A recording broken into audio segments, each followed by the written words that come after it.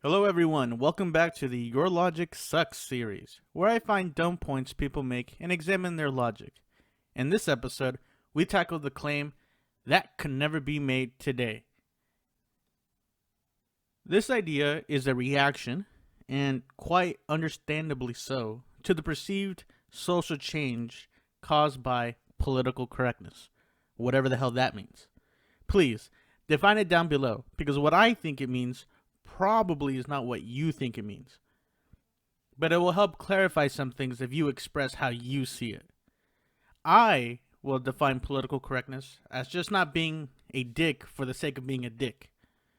But a quick Google define search will say political correctness is used to describe language, policies, or measures that are intended to avoid offense or disadvantage to members of particular groups in society. The idea can be reduced to, in our context in media, in that the past, the media was not as empathetic to groups as they are today. But in the current climate, it now stops these ideas from even being used in today's media, hence the claim that could never be made today. Alright, so far, does that sound like a fair representation of the argument? If so, let's move on. So let's look at the list of things we are not seeing anymore or not allowed to talk about in media. So I'm assuming that would include racism, homophobia, sexism, female objectification, stereotypes, and for today's time, like transphobia topics. And I guess why not just add topics like this, like nationalism, isolationism, or conservative ideas. All these things are a no-no. People are not allowed to use any of these in media, social or otherwise. It is forbidden. Like, you can't even mention what I just said. Alright, I'm being facetious there. But I want to focus on a movie that keeps getting pushed as the poster child of that could never be made today. And that movie is Blazing Saddles. You know, that comedy that for some reason everyone loves, but isn't that funny by today's standards? I guess that's not really fair. I know a lot of people who just like old movies because they're better because they're old, but whatever. It's funny for its time. But I'm not here to analyze the film if it's still funny. I'm going to discuss the way people use it as an example to fight for or against political correctness, and mostly the shift of what issues, topics that matter and deserve to be discussed. Alright, in order to make a good faith examination, I will break up the claim down to several arguments that use, the film for their purposes. Some are reasonable, others are just lies. You decide which one are which. Alright, so the first one is, the left does not allow topics that offend them. That's why Blazing Saddles could never be made today. Basically because the N-word, brownface, stereotypes, and homophobic language, plus much more, were used in this movie, which, if it was made today, it would be banned.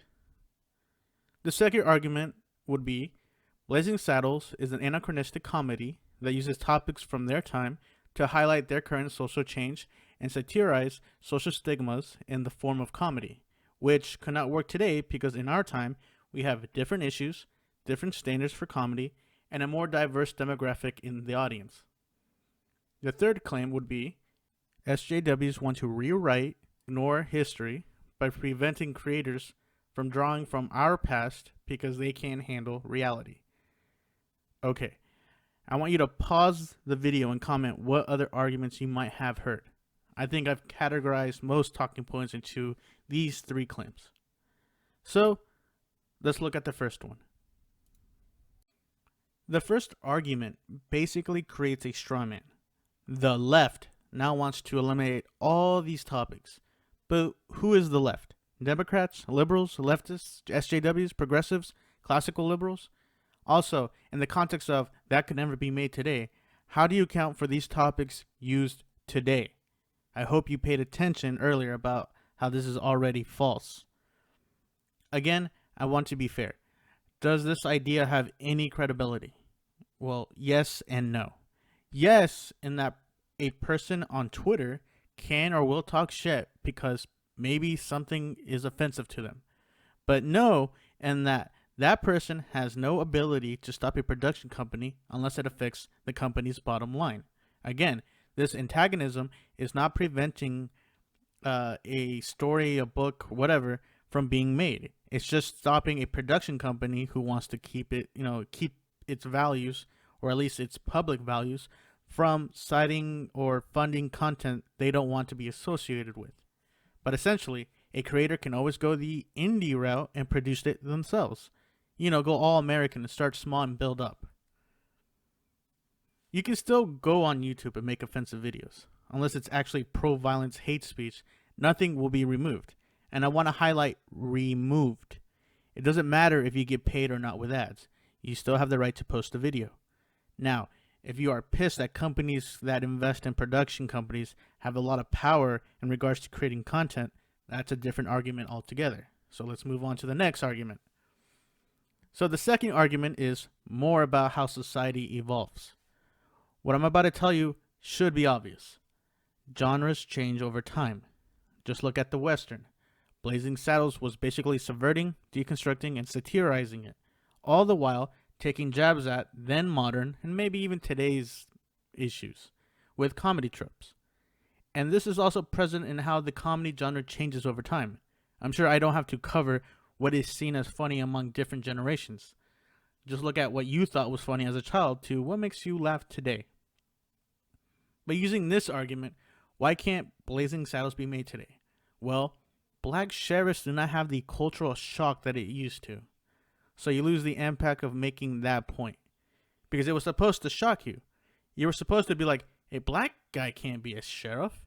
And this issue, and the issues that go with how society coped with that is now lost because we don't care anymore. But a black sheriff is just a tool to make a point. What can be used today is maybe changing something else that is not publicly expected to highlight a point. And we have seen this done with not so terrific responses from the public. I'm not going to say it's a great movie, but the use of changing the optics of a character or characters is the same. And that was, I want you to think really hard before I say it. What do you think it was? All right, time's up. Ghostbusters. And just look at how a group of people just hated it. Kind of like the townspeople in Blazing Saddles, right? At least I hope you watch this movie if you're defending it. Now let's talk about the language. The comedy style is blunt and in your face. It's not that saying the N-word that makes it funny.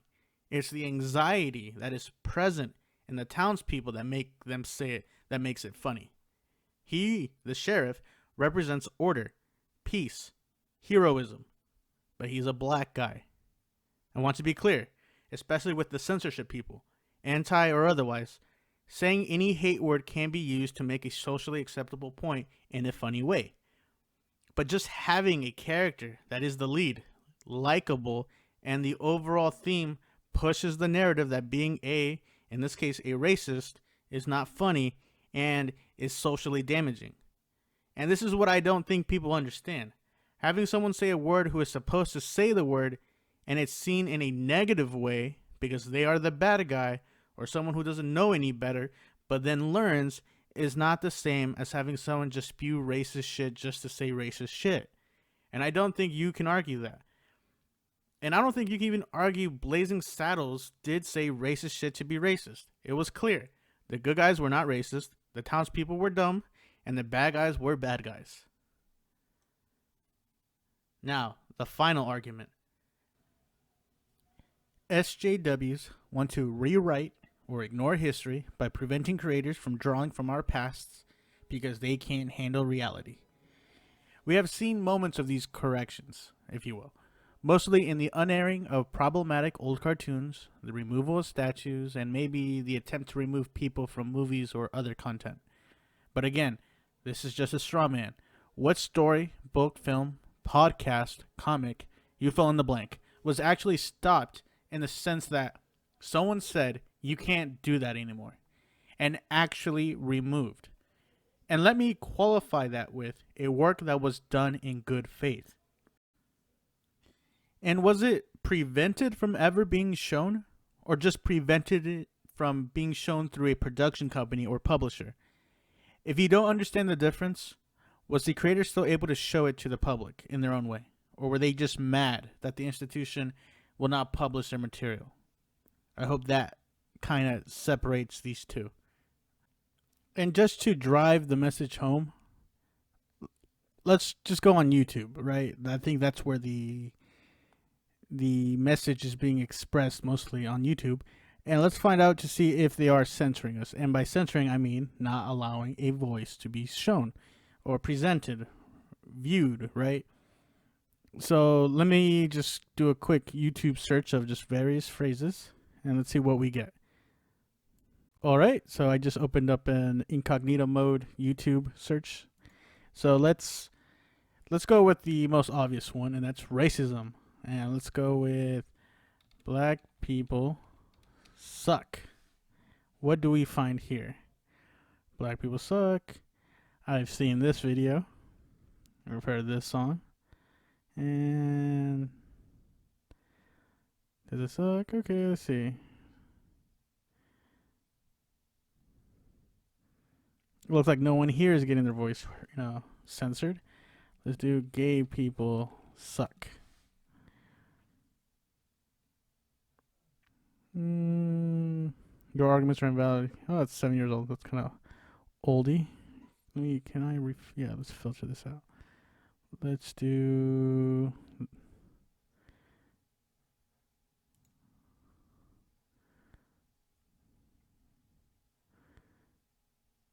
Suck harder than gay people. Well, you can make jokes.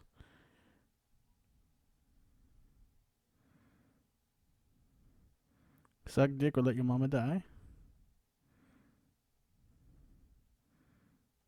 You know what? For the gay one, let's do gay people are unnatural.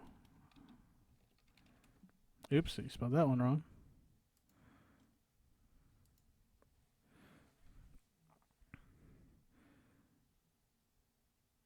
Oh, this is still up. Okay, and lower demand compares homosexuals to incest. It's not natural. 2 years ago, ISIS throws gay men off buildings. That's still being discussed. Child of lesbian parents opposes gay marriage. Okay, see, her voice is being spread. Is there a gay gene? So they're talking about it. That was a year ago. So look, gay topics. All right, let's do trans. I know right now trans in sports, not fair. So again, it's always going to be in the form of a question, right? You can, but you're more likely just to ask the obvious question: do transgender athletes have an unfair advantage? 3 months ago, okay. Okay, so we're having a discussion here. She's able to say why she opposes transgender athletes in women's sports. See, Sky News 3 months ago.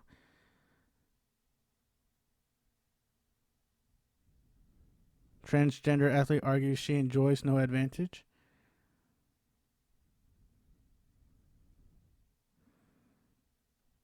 Okay, and now let's do sexism in media.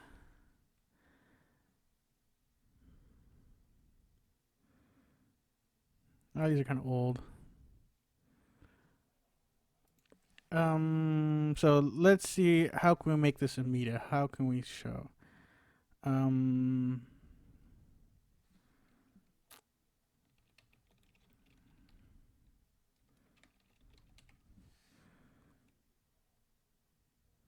months. Funny. Well, you see, this isn't really proving the point, but it's still here. Okay, this is 4 months ago. Have you seen this commercial? This is hilarious. Please watch it when you can. Sexist banned TV commercials. Banned, but of course, I can find it on YouTube.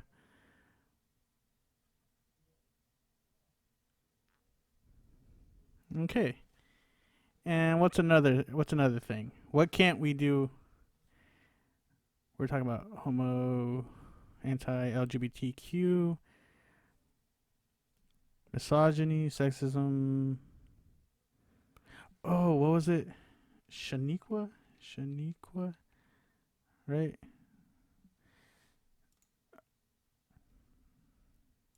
I forgot what it was, but was that I'm gonna add it to the to that in the beginning when I say like things you can't do. It was that I think Amazon Plus movie. Is it Shaniqua Shanane? I don't know what it was, but you know it's just basically stereotypes.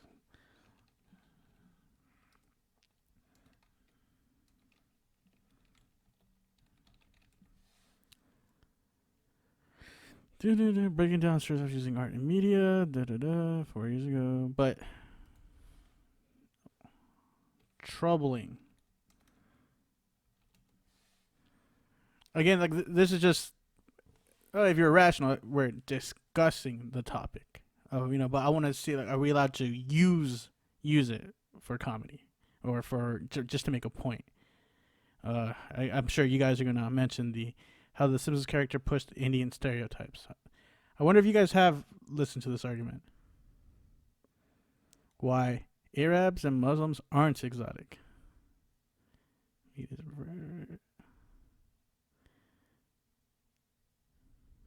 The media, racism, and stereotyping African American. Well, see, like, we know this is true, okay? Slavic stereotypes and minority representation in Western media and Eastern European critique. I wish I knew what this meant. Why is Captain Marvel there? But okay, that's kind of interesting.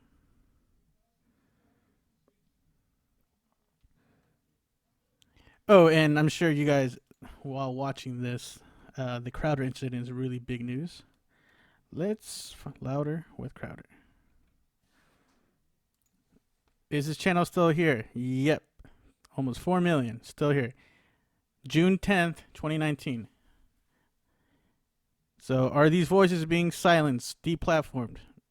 No, they're right here. And let's go with videos. I'm not listening to anything.